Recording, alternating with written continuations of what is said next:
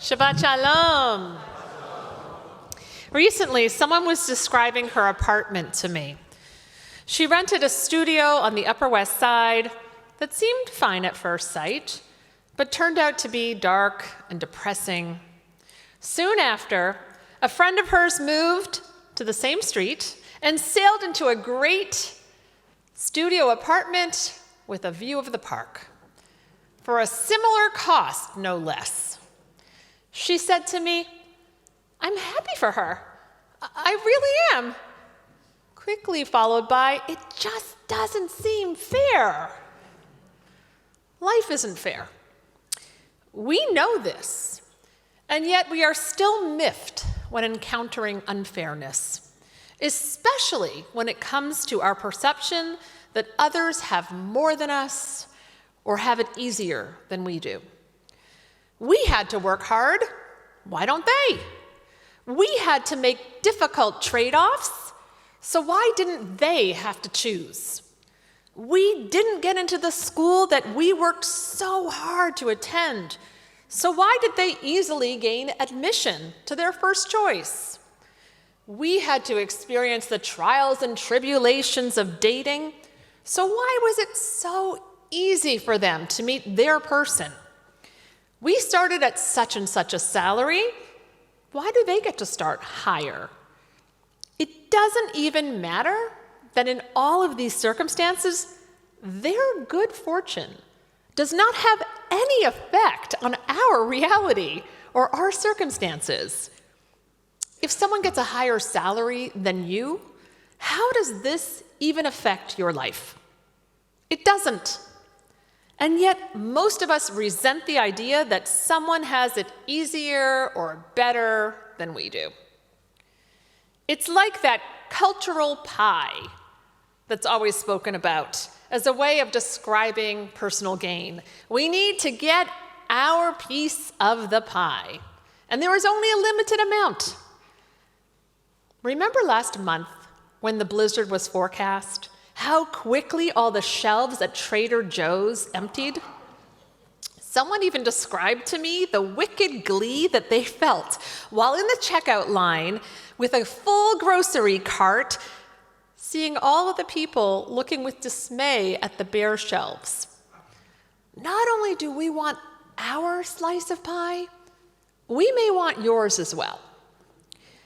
This is not an isolated example.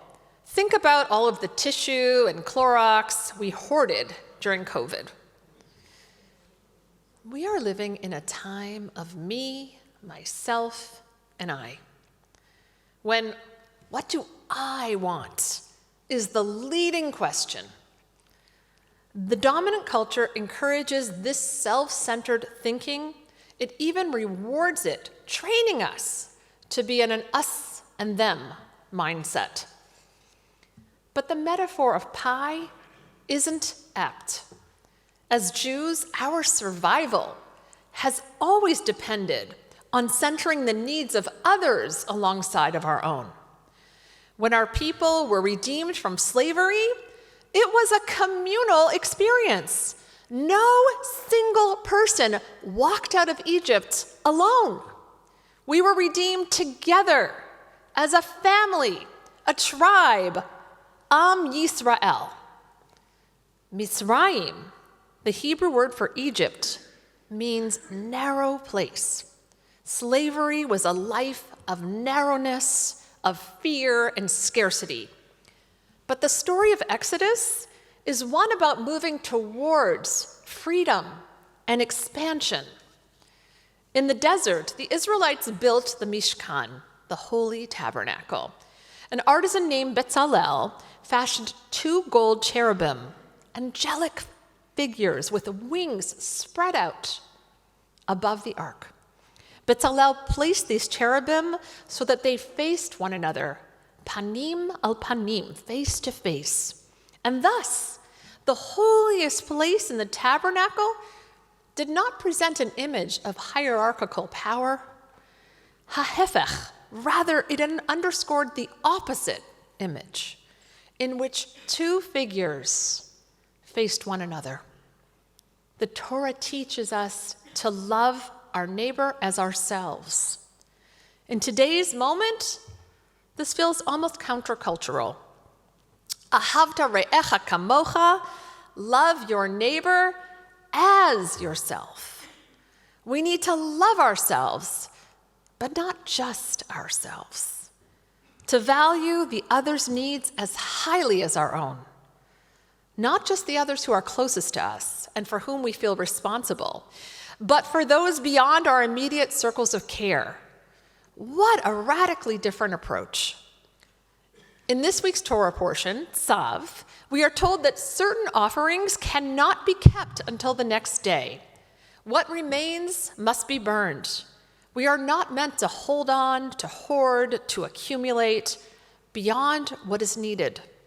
Furthermore, we also learn that not everyone brings the same offering.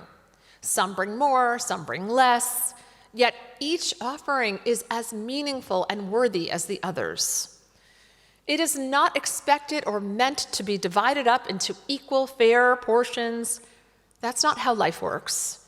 Some of us have less and some of us have more. We offer whatever we have to give. As Abraham Joshua Heschel said, what we need is a total mobilization of the heart, intelligence, and wealth for the purpose of love and justice. When we understand we are obligated to act on behalf of one another, when we understand that we are a part of a sacred community of others who need our care and who will care for us, we no longer have to hold on to things so tightly. We can open our hands to others and not worry that there won't be enough for us. This frees us from the constant calculations of who has more and who has less, and allows us instead to be fully present to others, not blocking their needs, but rather facing them just as they face us. This is spiritual work. When we can look at another person face to face and truly want them to flourish, then we will be free. Life is not fair, but knowing this can give our lives meaning. When we understand our role is one of working towards its repair. This Passover season, may we learn the freedom innate in the commandment, Ahavta re'echa kamocha, to love others as we love ourselves. Shabbat Shalom.